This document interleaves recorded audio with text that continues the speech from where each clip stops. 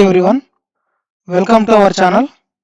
ఈరోజు మనం ఇండియన్ సొసైటీకి సంబంధించి క్లాసెస్ అని స్టార్ట్ చేద్దామండి. సో ఇంకా ఎవరైనా మన ఛానల్ని సబ్స్క్రైబ్ చేసుకోకపోతే సబ్స్క్రైబ్ చేసుకోండి. అలాగే ఈ వీడియోని చివరి దాకా చూడండి. ఫస్ట్ టాపిక్ అయినా ఇంట్రొడక్షన్ సంబంధించి చూద్దామండి. ఇండియన్ సొసైటీలో ఫస్ట్ టాపిక్ ఇంట్రొడక్షన్ సంబంధించి చూద్దాము. సమాజ శాస్త్రం అంటే ఏంటి, దాని యొక్క పరిచయము, దాని యొక్క నిర్వచనాలు, లక్షణాలు, దాని యొక్క మూలాలు అండ్ లేటెస్ట్ సిద్ధాంతాలు అండ్ లేటెస్ట్ అప్డేట్స్ ఏవే ఉన్నాయో అవన్నీ చూద్దామండి ఈ ఫస్ట్ టాపిక్లో. సో ఇంకా ఎవరైనా మన ఛానల్ని సబ్స్క్రైబ్ చేసుకోకపోతే సబ్స్క్రైబ్ చేసుకోండి. ఇంకా లేట్ చేయకుండా స్టార్ట్ చేద్దాం. ఫస్ట్ సమాజ శాస్త్రం అంటే ఏంటి అంటే, సమాజ శాస్త్రం అనేది ఒక మానవ సమాజము సాంఘిక సంబంధాలు మరియు సాంఘిక ప్రవర్తనలను శాస్త్రీయంగా అధ్యయనం చేసే శాస్త్రాన్ని ఏమంటారు అంటే సమాజ శాస్త్రం అని అంటారండి. మానవ సమాజము సాంఘిక సంబంధాలు మరియు సాంఘిక ప్రవర్తనలను శాస్త్రీయంగా అధ్యయనం చేసే శాస్త్రాన్ని ఏమంటారు అంటే సమాజ శాస్త్రము అని అంటారు. ఈ సమాజ శాస్త్రం అనేది సమాజంలోని వ్యక్తుల మధ్య పరస్పర చర్యలు, సమూహాలు, సంస్థలు మరియు వాటి యొక్క పనితీరుని పరిశీలిస్తుంది. ఈ సోషియాలజీ అనే పదం ఎలా వచ్చింది అంటే, ఈ సమాజ శాస్త్రం అనేది ఎలా వచ్చింది అంటే రెండు వర్డ్స్తో కంబైన్ అయ్యి వచ్చిందండి. ఒకటి సోషియస్ అని, ఒకటి లోగోస్ అని. ఈ సోషియస్ అనేది లాటిన్ వర్డ్, లోగోస్ అనేది గ్రీక్ వర్డ్ అండి. సోషియస్ అంటే అర్థం ఏంటి అంటే సంఘము లేదా సహచరుడు. లోగోస్ అంటే అధ్యయనము లేదా శాస్త్రము. సో సమాజం గురించి అధ్యయనం చేసే శాస్త్రాన్ని ఏమంటారు అంటే సమాజ శాస్త్రం అని అంటారు. దీనిని మొట్టమొదటిసారిగా ఉపయోగించింది ఎవరు అంటే ఫ్రెంచ్ తత్వవేత్త అయిన ఆగస్ట్ కాంటే అండి. అతని గ్రంథమైన పాజిటివ్ ఫిలాసఫీ, ఈ ఆగస్ట్ కాంటే యొక్క గ్రంథమైన పాజిటివ్ ఫిలాసఫీ అనే గ్రంథంలో మొట్టమొదటిసారిగా ఆగస్ట్ కాంటే అని అతను 1838లో ఉపయోగించారండి. ఇతను ఏ దేశస్థుడు అంటే ఫ్రాన్స్ దేశస్థుడు అండి. ఏ దేశస్థుడు? ఫ్రాన్స్ దేశస్థుడు. దీన్ని, ఈ సమాజ శాస్త్రాన్ని ఈ దురైమ్ అనే అతను ఒక విధంగా వర్ణించాడు. అతను ఏమని వర్ణించాడు అంటే సాంఘిక వాస్తవాల శాస్త్రం అని ఈ సమాజ శాస్త్రాన్ని అభివర్ణించారండి. ఎవరు? ఈ దురైమ్ అనే అతను. ఈ సమాజ శాస్త్రము మానవుని యొక్క సాంఘిక జీవితము, సమూహాలు మరియు పరిసరాలను అధ్యయనం చేస్తుందంట. అధ్యయనానికి ప్రాథమిక యూనిట్గా సమూహాన్ని తీసుకుంటారండి, వ్యక్తిని కాదు. అధ్యయనానికి, ఈ సమాజ శాస్త్రం యొక్క అధ్యయనానికి ప్రాథమిక యూనిట్గా దేన్ని తీసుకుంటారండి? సమూహాన్ని తీసుకుంటారు, అంటే గ్రూప్ని తీసుకుంటారండి. ఇండివిజువల్గా ఒక పర్సన్ని తీసుకోరు, ఒక వ్యక్తిని తీసుకోరు. సమాజ శాస్త్రం అనేది ఒక వాస్తవిక అనుభవాత్మక సాంఘిక శాస్త్రం. ఈ సమాజ శాస్త్రం అనేది ఒక వాస్తవిక అనుభవాత్మక సాంఘిక శాస్త్రము. ఇది సాంఘిక శాస్త్రాలలో అతి చిన్నది అంటండి. ఈ సమాజ శాస్త్రం అనేది సాంఘిక శాస్త్రాలలో అతి చిన్నది. ఇది 19వ శతాబ్దంలో ఆవిర్భవించిందంట. ఏది? ఈ సమాజ శాస్త్రము. దీని యొక్క మూలాలు, వాటి యొక్క చారిత్రక వికాసం సంబంధించి చూద్దామండి. వీటి యొక్క మూలాలు ఎక్కడి నుంచి వచ్చాయి అంటే, సమాజ శాస్త్రం అనేది ఫస్ట్ ఫ్రాన్స్లో ఆవిర్భవించిందని ఆల్రెడీ చెప్పుకున్నాము. అది ఎవరు ప్రతిపాదించారు మొట్టమొదటిగా అంటే ఆగస్ట్ కాంటే అని చెప్పుకున్నాము. అది ఏ గ్రంథంలో అంటే పాజిటివ్ ఫిలాసఫీ అనే గ్రంథంలో మొదటిసారిగా ఉపయోగించారని ఇది కూడా చెప్పాము. సో ఇది క్రమంగా ప్రపంచవ్యాప్తంగా ఎప్పుడు విస్తరించింది అంటే, ఆగస్ట్ కాంటే ఏమో సోషాలజీ అనే పదాన్ని రూపొందించింది 1838లో. సో ఈ సోషాలజీ అనే బోధనలు ప్రారంభమైంది అయితే 1879లో. ఎక్కడండి? అమెరికాలో సోషాలజీ యొక్క బోధన ప్రారంభమైంది ఎప్పుడు అంటే 1879లో. నెక్స్ట్, ఈ సోషాలజీ కోర్సులను అధికారికంగా ప్రారంభించింది ఎప్పుడంటే ఫ్రాన్స్లో 1889లో ఫ్రాన్స్లో ఈ సోషాలజీ కోర్సులు అధికారికంగా ప్రారంభమయ్యాయంటండి. బోధన వేరు, పదాన్ని రూపొందించడం వేరు, దాన్ని అధికారికంగా కోర్సుల రూపంలో ప్రారంభించడం వేరండి. సో ఈ ప్రొఫెసర్ సమ్నర్ అనే అతను ఇతని ఆధ్వర్యంలో ఏల్ విశ్వవిద్యాలయంలో, ఏల్ అనే యూనివర్సిటీలో మొదటిసారిగా పూర్తి సోషాలజీ విభాగం అనేది స్థాపించబడిందటండి. మొదటిసారిగా పూర్తి సోషాలజీ అనే విభాగము స్థాపించబడింది. ఎవరి ఆధ్వర్యంలో? ప్రొఫెసర్ సమ్నర్ ఆధ్వర్యంలో. ఎక్కడ? ఏల్ విశ్వవిద్యాలయంలో. ఎప్పుడు? 1907లో. నెక్స్ట్, ఈ సోషాలజీ బోధన అనేది భారత్లోని బొంబాయి విశ్వవిద్యాలయంలో కూడా ప్రారంభమైంది. అది ఎప్పుడు అంటే 1919లో. 1919లో బొంబాయి విశ్వవిద్యాలయంలో ఈ సోషాలజీ యొక్క బోధన అనేది ప్రారంభమైంది, ఇక్కడ మన భారత్లో. నెక్స్ట్, లక్నో విశ్వవిద్యాలయంలో కూడా ఈ సోషాలజీ అనే విభాగాన్ని స్థాపించడం జరిగింది. ఎప్పుడు? 1921లో. మైసూర్ విశ్వవిద్యాలయంలో కూడా ఈ సోషాలజీ విభాగాన్ని స్థాపించారు. ఎప్పుడు అంటే 1925లో.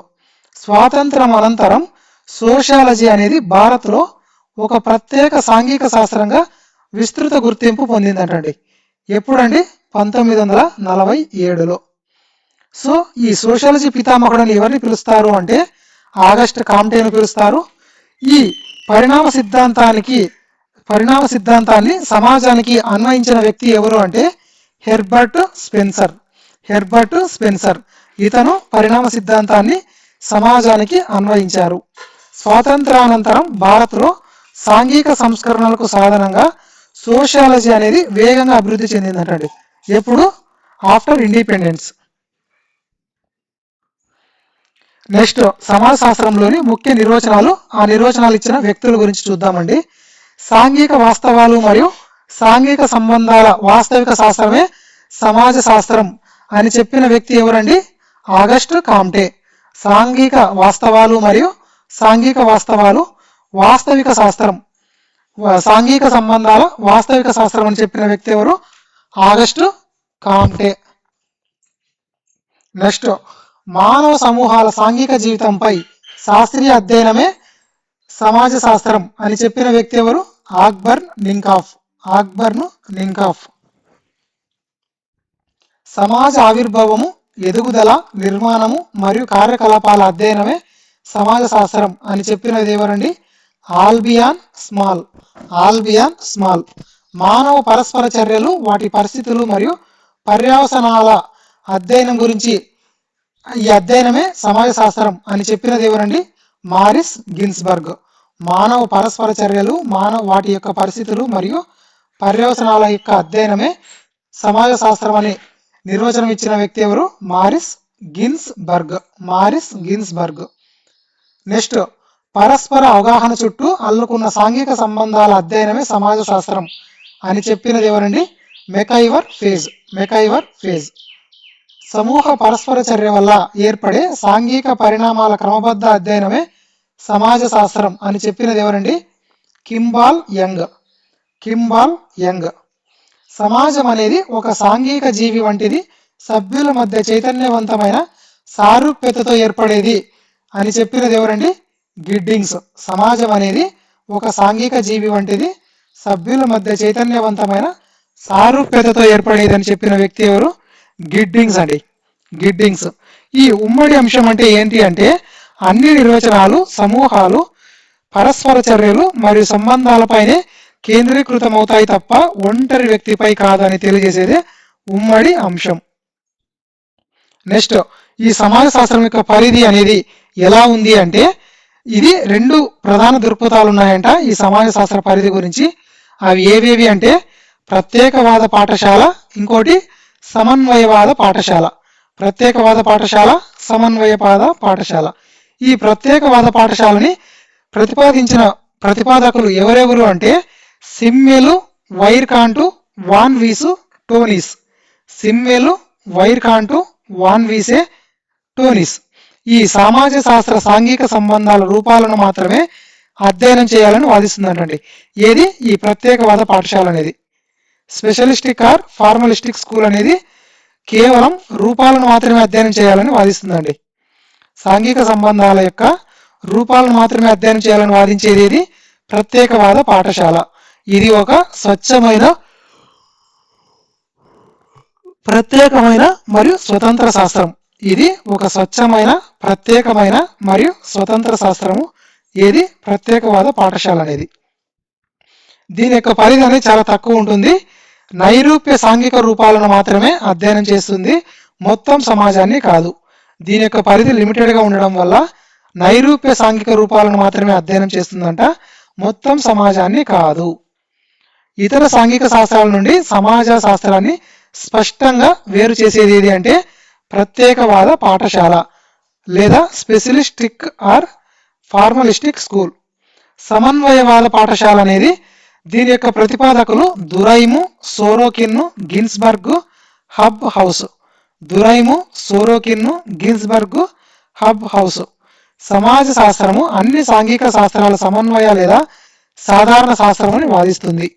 ఈ సమాజ శాస్త్రం అనేది అన్ని సాంఘిక శాస్త్రాల సమన్వయ లేదా సాధారణ శాస్త్రం అని వాదిస్తుంది. సమాజాన్ని సమగ్రంగా మొత్తంగా అధ్యయనం చేస్తుంది ఏది ఈ సమన్వయవాద పాఠశాల. సమన్వయవాద పాఠశాల అనేది సమాజాన్ని సమగ్రంగా మొత్తంగా అధ్యయనం చేస్తుంది. కానీ ఈ ప్రత్యేకవాద పాఠశాల అయితే కొన్ని అండి, ఓన్లీ లిమిటెడ్ మాత్రమే, అవేవేవి రూపాలను మాత్రమే అధ్యయనం చేయాలని వాదిస్తుంది. కానీ ఇది మాత్రం సమన్వయవాద పాఠశాల మాత్రం మొత్తంగా అధ్యయనం చేయాలని వాదిస్తుంది సమాజాన్ని. దీని యొక్క పరిధి అనేది విస్తృతంగా ఉంటుందండి, అంటే లిమిటెడ్గా కాదు, అన్లిమిటెడ్గా ఎక్స్పాన్షన్ అనేది ఉంటుంది. ఆర్థిక శాస్త్రము, రాజకీయ శాస్త్రము, చరిత్ర, మానవ శాస్త్రం వంటి అంశాలను కూడా కలుపుతోంది. ఆధునిక సమాజ శాస్త్రవేత్తలలో ఎక్కువగా ఆమోదించబడిన దృక్పథం ఏది అంటే సమన్వయవాద పాఠశాల. ఆధునిక సమాజ శాస్త్రవేత్తలలో ఎక్కువగా ఆమోదించబడిన దృక్పథం ఏది సమన్వయవాద పాఠశాల. ఈ భారత్కు వచ్చేటప్పటికీ ఈ భారత్లో సమాజ శాస్త్ర పరిధి అనేది గ్రామీణ పట్టణ జీవితము, సాంఘిక మార్పు, జాతీయ సమైక్యత మరియు విధాన సంబంధిత సాంఘిక సమస్యలను కూడా కలిగి ఉంటుంది ఏది మన భారత్. నెక్స్ట్ సమాజ శాస్త్రంలోని ఏ శాఖలు ఉన్నాయి అంటే ఆ శాఖలు వాటిని అధ్యయనం చేసే అంశాలు. సో ఈ గ్రామీణ సమాజ శాస్త్రం అనేది గ్రామీణ సమాజాలు, వ్యవసాయ జీవితము, గ్రామ సాంఘిక నిర్మాణాన్ని అధ్యయనం చేస్తుందంట. పట్టణ సమాజ శాస్త్రం అనేది నగర జీవితం, పట్టణ సమస్యలు, పట్టణీకరణ క్రమాలను అధ్యయనం చేస్తుంది. రాజకీయ సమాజ శాస్త్రం అనేది రాజ్యము, అధికారము, ప్రభుత్వము, రాజకీయ సిద్ధాంతాలను అధ్యయనం చేస్తుంది. ఆర్థిక సమాజ శాస్త్రం అనేది ఆర్థిక సంస్థలు మరియు వాటి సాంఘిక సంబంధాలను అధ్యయనం చేస్తుంది. చారిత్రక సమాజ శాస్త్రం అనేది ప్రాచీన సాంఘిక వ్యవస్థలు, ఆచారాలు, సాంప్రదాయాలను అధ్యయనం చేస్తుంది. పారిశ్రామిక సమాజ శాస్త్రం అనేది కార్మిక సంబంధాలు, పరిశ్రమలు, పారిశ్రామిక సమాజాన్ని అధ్యయనం చేస్తుంది. నగర సమాజ శాస్త్రం అనేది నగరాల్లో ప్రజల జీవన విధానాలు, వారి సమస్యలు, నగరాభివృద్ధి కార్యక్రమాలను పరిశీలిస్తుంది. నెక్స్ట్ అండి, ఈ సమాజ శాస్త్రంలోని ప్రాథమిక భావనలు ఏవేవి ఉన్నాయి, వాటి యొక్క నిర్వచనము, వాటి యొక్క స్వభావము, వాటి యొక్క లక్షణాలు చూద్దామండి.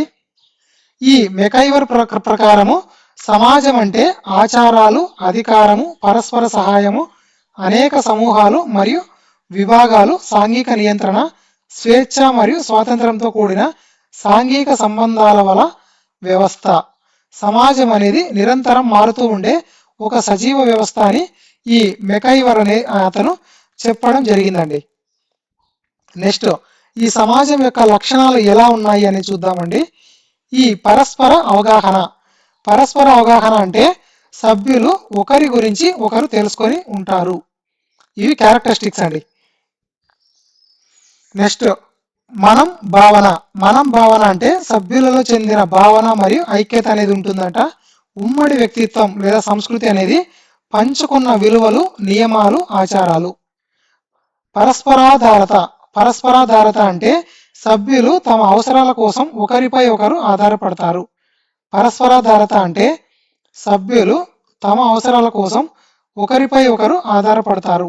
సహకారం మరియు వైరుధ్యం రెండు సాంఘిక జీవితాన్ని బంధిస్తాయి మరియు చైతన్యవంతం చేస్తాయి.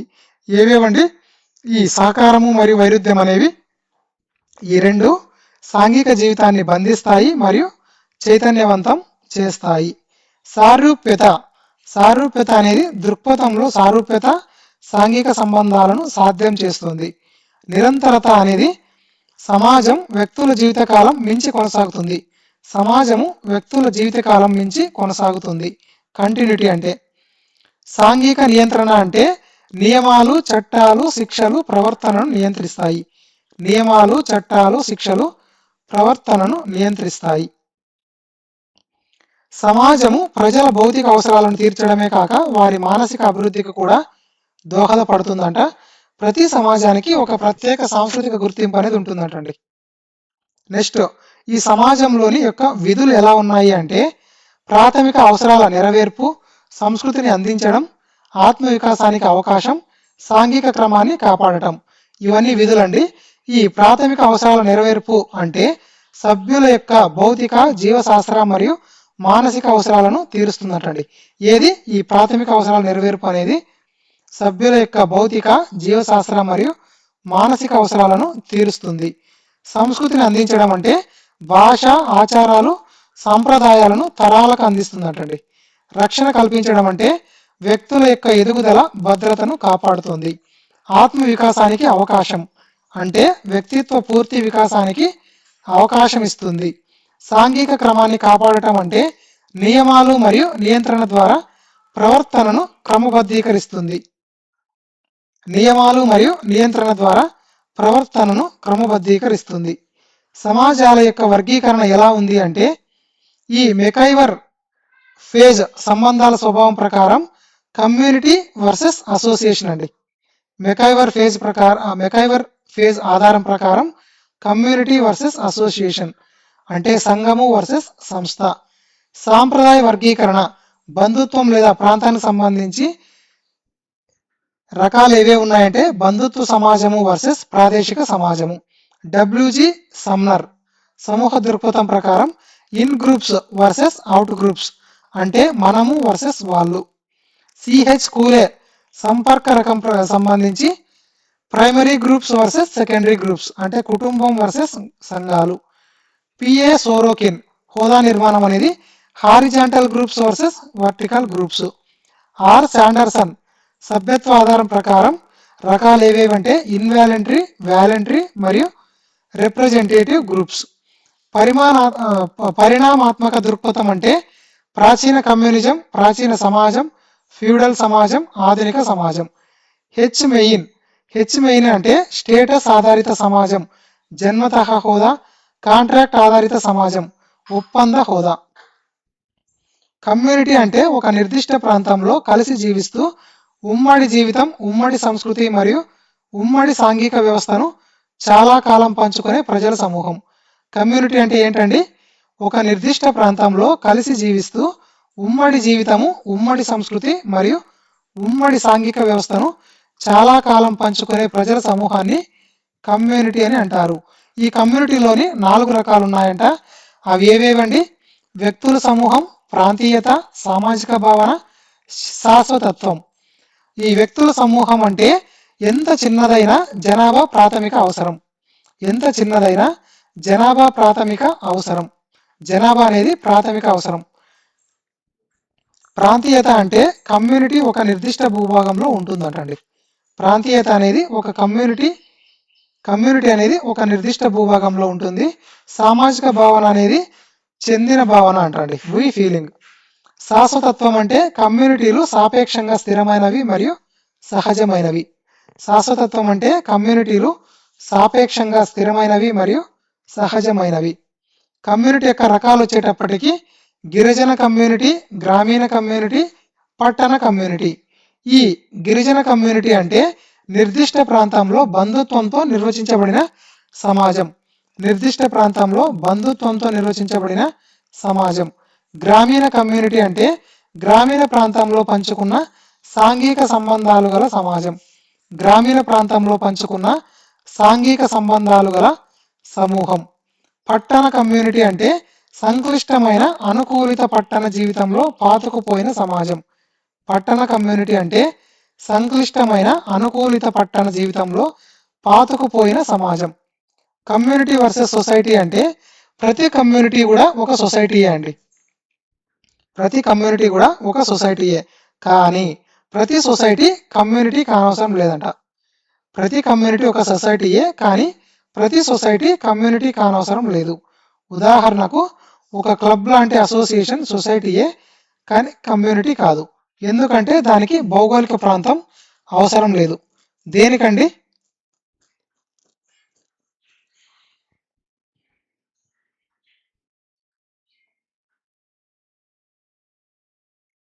దేనికండి? అసోసియేషన్కి. అసోసియేషన్ అనేది ఒక సొసైటీ, అంటే సొసైటీకి ప్రాంతం అనేది అవసరం లేదు.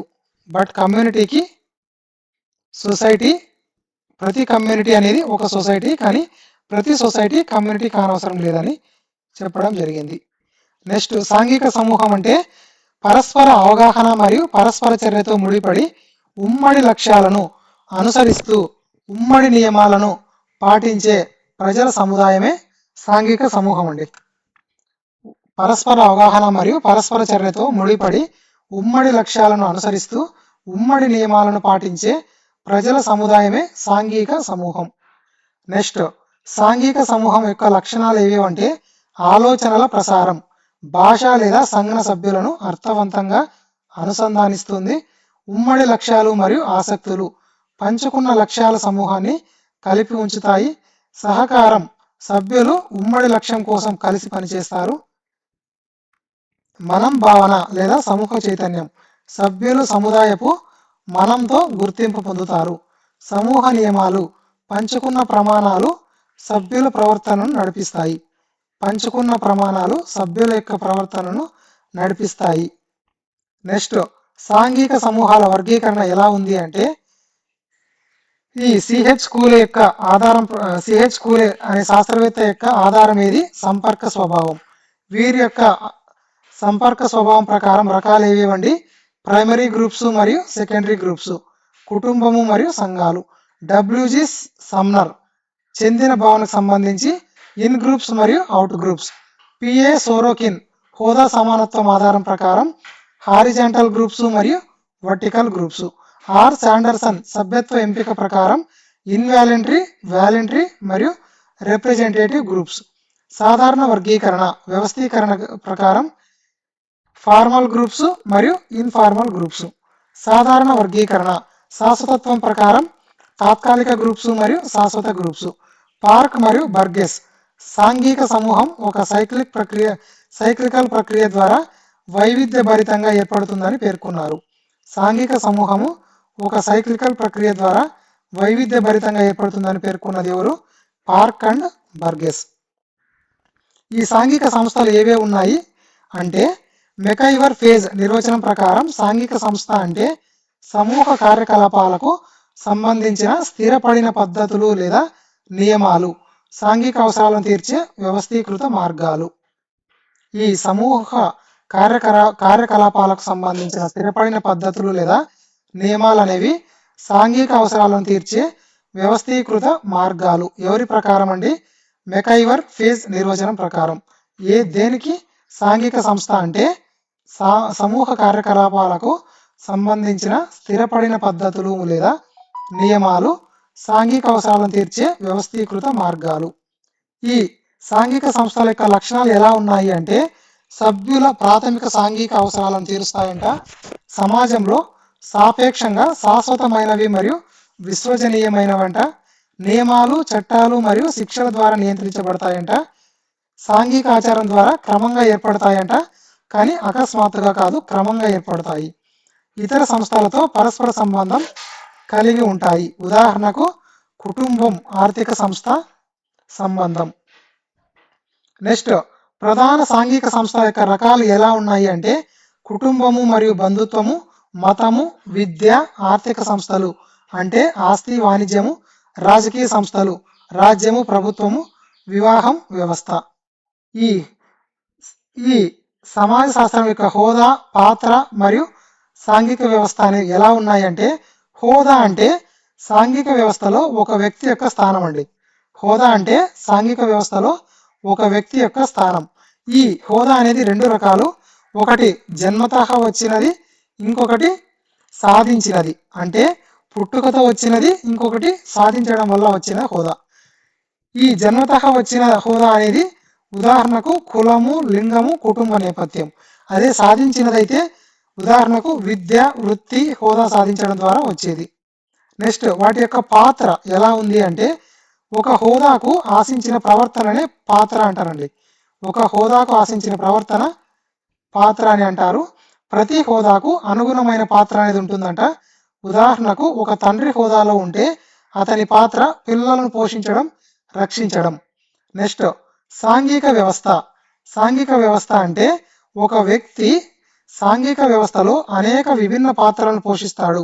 అంటే డిఫరెంట్ రోల్స్ని పోషిస్తాడు. ఉదాహరణకు కుటుంబంలో, వృత్తిలో, సమాజంలో వేర్వేరు హోదాలు మరియు పాత్రలు కలిగి ఉంటాడు. ఇవి కలిసి ఒక పరస్పర సంబంధిత వ్యవస్థను ఏర్పరుస్తాయి. అంటే కుటుంబంలో అయితే ఒక తండ్రి హోదా, నెక్స్ట్ ఒక తండ్రి పాత్ర, వృత్తిలో అయితే ఒక అగ్రికల్చర్ లేదా ఒక బిజినెస్ అలాంటి పాత్ర, నెక్స్ట్ సమాజంలో అయితే వేరువేరు ఇలాంటి డిఫరెంట్ హోదాలు మరియు పాత్రలు కలిగి ఉంటే వారిని అవి కలిసి ఒక పరస్పర సంబంధిత వ్యవస్థను ఏర్పరిస్తే దాన్ని సాంఘిక వ్యవస్థ అని అంటున్నారండి. నెక్స్ట్ ఈ కమ్యూనిటీ అనేది ఎల్లప్పుడూ ఒక భౌగోళిక ప్రాంతంతో ముడిపడి ఉంటుంది. అసోసియేషన్కు ఆ అవసరం అనేది ఉండదు. ప్రైమరీ గ్రూప్స్లో ముఖాముఖి సంబంధాలు ఉంటాయి. ఉదాహరణకు కుటుంబం. సెకండరీ గ్రూప్స్లో అధికారిక సంబంధాలనే ఉంటాయండి. వెరీ ఇంపార్టెంట్ అండి. ప్రైమరీ గ్రూప్స్లో అయితే ముఖాముఖి సంబంధాలు ఉంటాయి. నెక్స్ట్ సెకండరీ గ్రూప్స్లో అయితే అధికారిక సంబంధాలు ఉంటాయి. అధికారిక సంబంధాలు అంటే సంఘాలు. సో ఆస్క్రైబ్డ్ స్టేటస్ మారదు. అచీవ్డ్ స్టేటస్ అనే వ్యక్తి కృషి ద్వారా మారుతుంది. ఆస్క్రైబ్డ్ స్టేటస్ అంటే ఈ జన్మతః వచ్చిన స్టేటస్ అనేది మారదు. అచీవ్డ్ స్టేటస్ అంటే సాధించిన హోదా మాత్రమే మారుతుంది. నెక్స్ట్ ఈ భారతీయ సమాజం యొక్క లక్షణాలు ఎలా ఉన్నాయి అంటే భిన్నత్వంలో ఏకత్వం. అంటే విభిన్న మతాలు, భాషలు, కులాలు ఉన్న ఉమ్మడి సాంస్కృతిక దారం దేశాన్ని ఏకం చేస్తుంది. ఇది భిన్నత్వంలో ఏకత్వం అంటే. నెక్స్ట్ కుల ఆధారిత సాంఘిక స్థిరీకరణ. కుల ఆధారిత సాంఘిక స్థిరీకరణ అంటే భారతీయ సమాజంలో కులము ఒక ప్రధాన నిర్మాణాత్మక అంశం. పితృస్వామిక సాంఘిక వ్యవస్థ అంటే చాలా ప్రాంతాల్లో పురుషాధిక్య కుటుంబ వ్యవస్థ అనేది ఉందంటండి. గ్రామీణ సాంఘిక నిర్మాణం అంటే భారత జనాభాలో ఇప్పటికీ గణనీయ భాగం గ్రామాల్లో నివసిస్తుంది. సాంప్రదాయ ఉమ్మడి కుటుంబ వ్యవస్థ అంటే అనేక తరాలు కలిసి జీవించే సాంప్రదాయాన్ని సాంప్రదాయ ఉమ్మడి కుటుంబ వ్యవస్థ అని అంటారు. విభిన్న గిరిజన సంస్కృతులు దేశవ్యాప్తంగా విస్తరించి ఉండటాన్ని గిరిజన సముదాయాలు లేదా ఆదివాసులు అని అంటారు. ఆదివాసీలు అని అంటారు. వివిధ మతపరమైన మరియు భాషాపరమైన మైనారిటీ సమూహాలను ఏమంటారు అంటే మైనారిటీ సాంఘిక సంస్థలు. గ్రామాల్లో వృత్తి ఆధారిత సేవా మార్పిడి వ్యవస్థని జజ్మనీ వ్యవస్థ అని అంటారు. హిందూ, ముస్లిం, క్రైస్తవ, సిక్కు, బౌద్ధ, జైన మతాల సహజీవనాన్ని మత బహుళత్వం అని అంటారు. ధర్మం, కర్మ వంటి భావనలు సాంఘిక ప్రవర్తనను ప్రభావితం చేస్తే వాటిని లోతైన సాంప్రదాయ విలువల వ్యవస్థ అని అంటారు. నెక్స్ట్ హిందూ సాంఘిక వ్యవస్థ అంటే ఏంటి అంటే భారతదేశంలో వివిధ కులాలు, మతాలకు సంబంధించిన మానవ సమూహాల చరిత్ర పొడవునా సాంఘిక సాంప్రదాయాలను పాటిస్తూ జీవిస్తున్నాయి. ఈ సంస్కృతుల సమ్మేళనం భారత సమాజానికి విభిన్న గుర్తింపును ఇచ్చింది. భారతదేశంలో వివిధ కులాల, మతాలకు సంబంధించిన మానవ సమూహాలు చరిత్ర పొడవునా సాంఘిక సాంప్రదాయాలను పాటిస్తూ జీవిస్తున్నాయి. ఈ సంస్కృతుల సమ్మేళనం భారత సమాజానికి విభిన్న గుర్తింపును ఇచ్చింది. భారతదేశంలో ప్రధానంగా కనిపించే వైవిధ్య రూపాలు ఎన్ని రకాలు అంటే 9 రకాలండి. అవి ఏవేవి అంటే కుల వైవిధ్యం, వృత్తిపరమైన వైవిధ్యం, సాంస్కృతిక వైవిధ్యం, జాతిపరమైన లేదా జైవిక వైవిధ్యం, భాషాపరమైన వైవిధ్యం, నివాసపరమైన వైవిధ్యం, ఆర్థిక వైవిధ్యం, భౌగోళిక పరమైన వైవిధ్యం, మతపరమైన వైవిధ్యం. భారత రాజ్యాంగంలోని 8వ షెడ్యూల్ ప్రకారం 22 భాషలకు అధికారిక గుర్తింపు ఉందంట. 2023లో మరో 38 భాషలను చేర్చాలని డిమాండ్లు ఉన్నాయి. ఇది భాషాపరమైన వైవిధ్యానికి నిదర్శనం. ఇది డిమాండ్ మాత్రమే అండి, ఇది ఇంకా అప్రూవ్ కాలేదు, గమనించగలరు. భారత రాజ్యాంగంలోని 8వ షెడ్యూల్ ప్రకారం 22 భాషలకు ఒక అధికారిక గుర్తింపు ఉంటే 2023లో మరో 38 భాషలను చేర్చాలని డిమాండ్లు ఉన్నాయి. ఇది భాషాపరమైన వైవిధ్యానికి నిదర్శనం. భాషాపరమైనది అంటే దీదండి 37th one, this one. Same ఇలానే ఉంటాయండి ప్రతిదీ. ఇక్కడైతే కులానికి సంబంధించి, ఇక్కడైతే భాషకు సంబంధించి, ఇక్కడైతే జాతికి సంబంధించి, ఇక్కడైతే సంస్కృతానికి సంబంధించి, ఇక్కడ వృత్తికి సంబంధించి సేమ్ అండి. మళ్ళీ దీనికి ఇండివిజువల్గా మళ్ళీ డెఫినేషన్స్ ఇవ్వాల్సిన పని లేదు, సేమ్ ఇలానే ఉంటాయండి. ఇది మతానికి సంబంధించింది, ఇది భౌగోళిక ప్రాంతం సంబంధించింది, ఇది ఆర్థికంగా సంబంధించింది. నెక్స్ట్, భారతీయ సమాజ మూలాలు, సాంస్కృత సాహిత్యం. భారత సమాజ సాంప్రదాయ నిర్మాణం మరియు సాంస్కృత సాహిత్యంలో లోతుగా పాతుకుపోయింది. వేదాలు, ఇతిహాసాలు, పురాణాలు మరియు ధర్మశాస్త్రాలు దాని సాంఘిక నియమాలు, విలువలు మరియు సంస్థలను రూపొందించాయంటండి. సాంఘిక నియమాలు, విలువలు మరియు సంస్థలను రూపొందించాయి. ఈ వేదాలు ఎన్ని ఉన్నాయండి? 4 వేదాలు. అవి ఏవేవి? ఋగ్వేదము, యజుర్వేదము, సామవేదము, అథర్వవేదము. ఇవి ఆచారాలు, స్తోత్రాలు మరియు సాంఘిక క్రమంపై తొలి గ్రంథాలు. ఇతిహాసాలు ఎన్ని ఉన్నాయండి? 2 ఉన్నాయి. అవి ఏవేవి? రామాయణము, మహాభారతము. ఇవి నైతిక నియమావళి, ఆదర్శ సాంఘిక ప్రవర్తన మరియు ధర్మాన్ని బోధిస్తాయంటండి. నైతిక నియమావళి, ఆదర్శ సాంఘిక ప్రవర్తన మరియు ధర్మాన్ని బోధిస్తాయి ఇతిహాసాలు అనేవి. 18 పురాణాలు పౌరాణిక మరియు వంశావళి గ్రంథాలు సాంస్కృతిక మరియు సాంఘిక ఆచారాలను ప్రతిబింబిస్తాయి. పౌరాణిక మరియు వంశావళి గ్రంథాలు సాంస్కృతిక మరియు సాంఘిక ఆచారాలను ప్రతిబింబించేది ఏవేవండి? 18 పురాణాలు. ధర్మశాస్త్రాలు లేదా స్మృతులు అనేవి మనుస్మృతి తదితరాలు క్రోడీకరించిన చట్టము, విధులు మరియు సాంఘిక నియంత్రణ, వర్ణము, ఆశ్రమము. వేదాంగాలు అనేవి 6 అండి. ఏవేవి? శిక్ష, వ్యాకరణం, ఛందస్సు, నిరుక్తం, జ్యోతిష్యం, కల్పం. ఇవి వేదాధ్యయనానికి సహాయపడే శాస్త్రాలు. ఉపనిషత్తులు అంటే వేదాంత తత్వశాస్త్రానికి పునాది. ఆత్మ, బ్రహ్మం గురించి తాత్విక చర్చలు. నెక్స్ట్, వాటి యొక్క భావనలు 4 పురుషార్థాలు అండి. అవి ఏవేవి అంటే ధర్మము, అర్థము, కామము, మోక్షము. ఇవి మానవ జీవిత లక్ష్యాలుగా పరిగణించబడతాయంట. ఏవి? ఈ 4 పురుషార్థాలు మానవ జీవిత లక్ష్యాలుగా పరిగణించబడతాయి. 4 ఆశ్రమాలు. ఈ ఆశ్రమాలు అనేవి ఏవేవి? బ్రహ్మచర్యము, గృహస్థము, వానప్రస్థము, సన్యాసం. ఇవి జీవిత దశలను సూచిస్తాయి. సంస్కారాలు జననం నుండి మరణం వరకు జరిగే జీవిత చక్ర ఆచారాలు. ఉదాహరణకు నామకరణం, ఉపనయనం, వివాహం. ఇవి సాంఘిక మరియు నైతిక క్రమశిక్షణను బలపరుస్తాయి. సాంఘిక మరియు నైతిక క్రమశిక్షణను బలపరిచేవి ఏవేవండి? సంస్కారాలు జననము మరణం వరకు జరిగే జీవిత చక్ర ఆచారాలు. ఏవేవి? నామకరణము, ఉపనయనము, వివాహము. నెక్స్ట్, సాంఘిక మార్పు సాధనాలు. చారిత్రకంగా యంత్ర సంస్కారం, సాంకేతిక లేదా యాంత్రిక ప్రభావం సమాజ మార్పుకు దోహదం చేసిందంట. బ్రాహ్మణులు ఆచార విధానాలను రూపొందించి వ్యాప్తి చేసిన పురోహిత వర్గం ఏది అంటే బ్రాహ్మణులు. బాహ్య సాంఘిక ప్రభావాన్ని తెచ్చిన చారిత్రక సంఘటనలు ఏవి అంటే దండయాత్రలు లేదా ఆక్రమణలు.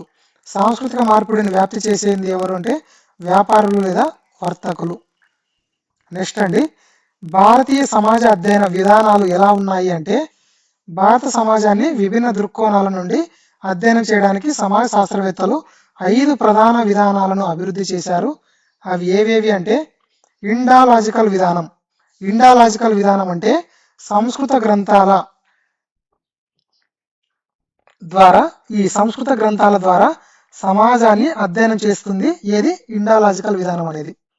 ఈ ఇండాలాజికల్ విధానం అనేది సంస్కృత గ్రంథాల ద్వారా సమాజాన్ని అధ్యయనం చేస్తుంది. ఉదాహరణకు వేదాలు, ధర్మశాస్త్రాలు. ప్రధాన ప్రతిపాదకులు వచ్చేటప్పటికి లూయి డ్యూమాంటు, జిఎస్ గర్యే. నెక్స్ట్, సబాల్టర్న్ విధానం. ఈ సబాల్టర్న్ విధానం అనేది అణగారిన అట్టడుగు వర్గాల సాంఘిక సమూహాలపై దృష్టి పెడుతుంది. ఇది అధికార నిర్మాణాలలో లేని ప్రజల చరిత్రను వెలికి తీస్తుందంటండి. అనగారిన అట్టడుగు వర్గాల సాంఘిక సమూహాలపై దృష్టి పెట్టేది ఈ సబాల్టర్ విధానము. ఇది అధికార నిర్మాణాలలో లేని ప్రజల చరిత్రను వెలికి తీస్తుంది. నిర్మాణాత్మక విధానం సాంఘిక సంబంధాల స్థిర నమూనాలు మరియు వ్యవస్థీకరణను విశ్లేషిస్తుంది. ప్రధాన ప్రతిపాదకుడు వచ్చేటప్పటికి రాడ్క్లిఫ్ బ్రౌన్. క్రియాత్మక విధానం అనేది సాంఘిక క్రమాన్ని కాపాడేందుకు సంస్థలు ఎలా పనిచేస్తాయో అధ్యయనం చేస్తుంది. క్రియాత్మక విధానం అనేది సాంఘిక క్రమాన్ని కాపాడేందుకు సంస్థలు ఎలా పనిచేస్తాయో అధ్యయనం చేయడాన్ని క్రియాత్మక విధానం అంటారు. సాంఘిక సంబంధాల స్థిర నమూనాలు మరియు వ్యవస్థీకరణను విశ్లేషించేదాన్ని నిర్మాణాత్మక విధానం అంటారు. దీని యొక్క ప్రధాన ప్రతిపాదకుడు ఎవరంటే రాడ్క్లిఫ్ బ్రౌన్. మాండలిక విధానం వైరుధ్యము, వ్యతిరేకత మరియు మార్పు ద్వారా సమాజాన్ని పరిశీలిస్తుంది మార్క్సిస్ట్ దృక్పథం ప్రకారం. ఈ మాండలిక విధానం అనేది వైరుధ్యము, వ్యతిరేకత మరియు మార్పు ద్వారా సమాజాన్ని పరిశీలిస్తే దాన్ని ఏమంటారు? మాండలిక విధానం అంటారు. ఉదాహరణకు మార్క్సిస్ట్ దృక్పథము. ఈ సాంఘిక పరిణామం మరియు మార్పు యొక్క సిద్ధాంతాలకు సంబంధించి మానవ సాంఘిక అభివృద్ధి నిరంతరం సాగే ప్రక్రియ. దీనిపై వివిధ ఆలోచన పరుల భిన్న సిద్ధాంతాలను ప్రతిపాదించారంటండి. సో అవి ఏ సిద్ధాంతాలు చూద్దామండి. డార్విన్ సిద్ధాంతము. ఈ డార్విన్ సిద్ధాంతము అనేది జీవ పరిణామ సిద్ధాంతం సమాజ పరిణామానికి ఆధారంగా అన్వయించబడిందంట. యోగ్యులైన వారే మనుగడ సాగిస్తారు అనే భావన సాంఘిక సందర్భానికి కూడా వర్తింపజేయబడింది. దీనిని సోషల్ డార్వినిజం అని అంటారంటండి. ఈ డార్విన్ సిద్ధాంతాన్ని సోషల్ డార్వినిజం అని అంటారు. ఇది జీవ పరిణామ సిద్ధాంతం సమాజ పరిణామ ఆధారంగా అన్వయించబడిందంట. యోగ్యులైన వారే మనుగడ సాగిస్తారు అనే భావన సాంఘిక సందర్భానికి కూడా ఇది వర్తింపజేస్తుంది. ఏదండి? ఈ డార్విన్ సిద్ధాంతము. నెక్స్ట్ హెర్బర్ట్ సెన్సర్ సిద్ధాంతం ప్రకారం ఒక జీవశాస్త్ర ఈ సెన్సర్ అనే అతను సమాజాన్ని ఒక జీవశాస్త్ర సదృశ్య వ్యవస్థగా చూశారంటండి. సమాజాన్ని ఒక జీవశాస్త్ర సదృశ్య వ్యవస్థగా చూశారు. శరీరంలోని వివిధ అవయవాల వల్ల సమాజంలోని సంస్థలు కలిసి పనిచేస్తాయని పేర్కొన్నారు. శరీరంలోని వివిధ అవయవాల సమాజంలోని సంస్థలు కలిసి పనిచేస్తాయని ఈ హెర్బర్ట్ సెన్సర్ సిద్ధాంతం చెప్తోంది. సమాజము సరళమైన స్థితి నుండి సంక్లిష్టతకు క్రమంగా పరిణామం చెందుతుందని వివరించారు. ఎవరు? ఈ సెన్సర్ అనే వ్యక్తి. నెక్స్ట్ హెగెల్ మాండలిక సిద్ధాంతం అనేది ఈ హెగెల్ ప్రకారం ఆలోచన లేదా సమాజం థెసిస్, యాంటీ థెసిస్, సింథసిస్ అనే క్రమంలో పరిణామం చెందుతుంది. ఈ మాండలిక ప్రక్రియ ద్వారా కొత్త సాంఘిక వ్యవస్థలు ఆవిర్భవిస్తాయని ఈ సిద్ధాంతం తెలియజేస్తుందండి. ఏది? హెగెల్ మాండలిక సిద్ధాంతం. ఆలోచన లేదా సమాజము థీసిస్, యాంటీ థీసిస్, సింథసిస్ అనే క్రమంలో పరిణామం చెందుతుంది అని ఈ హెగెల్ అనే అతను చెప్పడం జరిగింది. నెక్స్ట్ కారల్ మార్క్స్ సిద్ధాంతం. ఈ కారల్ మార్క్స్ సిద్ధాంతము మార్క్స్ ప్రకారం మార్క్ హెగెల్ మాండలికతను భౌతిక దృక్పథంతో అన్వయించారంటండి. ఎవరు? ఈ కారల్ మార్క్స్ హెగెల్ మాండలికతను భౌతికవాద దృక్పథంతో అన్వయించారు. ఆయన ప్రకారం వర్గ వైరుధ్యమే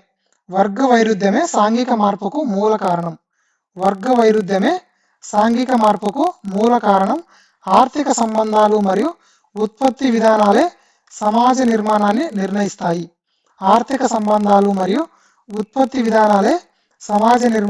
నిర్ణయిస్తాయి. అని చెప్పిన వ్యక్తి ఎవరు? ఈ కారల్ మార్క్స్. నెక్స్ట్ కొన్ని కీ పాయింట్స్ అండి. సాంఘిక మార్పు నిదానంగా నిరంతరంగా జరుగుతోంది. ఆధునీకరణ, సాంకేతికత మరియు సాంస్కృతిక పరిచయాలు దీనికి ఉత్ప్రేరకాలు. డార్విన్ మరియు సెన్సర్ అనే అతను పరిణామవాద దృక్పథము, హెగెల్ మరియు మార్క్స్ మాండలిక దృక్పథము. ఇవన్నీ ఆల్రెడీ డిస్కస్ చేసామండి. జస్ట్ క్విక్ పాయింట్స్ అండి, రివిజన్ టైపు ఇవ్వడం జరిగింది. మార్క్స్ సిద్ధాంతం అనేది సాంఘిక అసమానతలు మరియు వర్గ పోరాటాలను వివరించడానికి ఉపయోగపడుతుంది. సాంఘిక అసమానతలు మరియు వర్గ పోరాటాలను వివరించడానికి మార్క్స్ సిద్ధాంతం అనేది ఉపయోగపడుతుంది. పరిణామవాద దృక్పథం అనేది డార్విన్ మరియు స్పెన్సర్ వీళ్ళిద్దరూ ఉద్దేశించిన సిద్ధాంతాలకు సంబంధించింది. హెగెల్ మరియు మార్క్స్ హెగెల్ మరియు మార్క్స్ అనేవి మాండలిక దృక్పథానికి సంబంధించినవి. నెక్స్ట్ లేటెస్ట్ ఇన్ఫర్మేషన్ అండి, ఇది కరెంట్ అప్డేట్స్ అండి. ఈ ఇన్ఫర్మేషన్ అంతా భారత 16వ జనగణన పూర్తిగా డిజిటల్ జనగణన మరియు 1931 తర్వాత మొదటిసారి కులగణనను చేపడుతున్నది. ఇవి ఎన్ని అంటే వాటి యొక్క అంశాలు, వాటి యొక్క వివరాలు చూద్దామండి. 2 దశలు అంటండి ఇవి. ఏవేవి? గృహ జాబితా మరియు గృహ గణన. గృహ జాబితా మరియు గృహ గణన. ఈ గృహ జాబితా మరియు గృహ గణన అనేవి ఏప్రిల్ నుండి సెప్టెంబర్ 2026 వరకు జరుగుతున్నాయి. 2 దశల్లో. జనాభా గణన అనేది ఫిబ్రవరి నుండి మార్చి 2027 వరకు జరగబోతున్నాయి. ఈ కుల గణన అనేది వ్యక్తిగత జాతి వివరాలు నమోదు, అంటే ఎస్సీ లేదా ఎస్టీ వర్గాలకే పరిమితం కాదు, అంటే వీరిద్దరికి పరిమితం కాదంటండి. 1931 తర్వాత మొదటిసారిగా ఈ కుల గణన అనేది చేయడం జరుగుతోంది. ఇది వ్యక్తిగత జాతి వివరాలకు సంబంధించిందండి. నెక్స్ట్ డిజిటల్ మరియు స్వీయ నమోదు, అంటే మొబైల్ యాప్ ఆధారిత గణన. ఇది పౌరులు 16 భాషల్లో ఆన్లైన్లో స్వీయ నమోదు చేసుకోవచ్చు. డిజిటల్ మరియు స్వీయ నమోదు అనేది మొబైల్ యాప్ ఆధారిత గణన. పౌరులు 16 భాషల్లో ఆన్లైన్లో స్వీయ నమోదు చేసుకోవచ్చు. మంచు ప్రాంతాలలో ముందుగా గణన అనేది జమ్మూ కాశ్మీరు, లడాక్, హిమాచల్ ప్రదేశ్, ఉత్తరాఖండ్లలో గణన అనేది ముందుగా జరిగింది. ముందుగా అంటే సెప్టెంబర్ లేదా అక్టోబర్ 2026లో జరగబోతుంది. నియోజకవర్గాల పునర్విభజనకు ఆధారం, ఇది లోక్సభ స్థానాల డీలిమిటేషన్ మరియు మహిళా రిజర్వేషన్ అమలుకు ఈ డేటా అనేది ఉపయోగపడుతుందంట. పరిమాణం వచ్చేటప్పటికి సుమారు 30 లక్షల మంది సిబ్బంది. కేంద్ర కేబినెట్ ఆమోదించిన వ్యయము 11,718.24 కోట్లు. దీనికి కేటాయించిన ఖర్చు దేనికండి? ఈ జనగణనకి, డిజిటల్ జనగణన మరియు ఈ భారత 16వ జనగణన, ఈ డిజిటల్ జనగణనకు సంబంధించి ఎంత ఖర్చు పెట్టారు అంటే 11,718.24 కోట్లు. సో ఇక్కడ బేసిక్ ఇంట్రొడక్షన్ మాత్రమే చూసామండి, కొన్ని important points exam point of వ్యూలో. కానీ ఇవి అడుగుతారా అడగరనేది గ్యారంటీ లేదు. కానీ ఇది ఒక స్టార్టింగ్ టాపిక్ కాబట్టి డిస్కస్ చేసాము. కానీ అసలైన టాపిక్ వచ్చేటప్పటికి నెక్స్ట్ వీడియో నుంచి కవర్ చేయడం జరుగుతుందండి. సో ప్రతి ఒక్కరూ మన ఛానల్ని రెగ్యులర్గా ఫాలో అవ్వండి, మన ఛానల్ని సబ్స్క్రైబ్ చేసుకోండి, అలాగే మన వీడియోస్ని మీ ఫ్రెండ్స్కి కూడా షేర్ చేయండి, మన ఛానల్ని సపోర్ట్ చేయండి. థ్యాంక్ యూ అండి, బాయ్.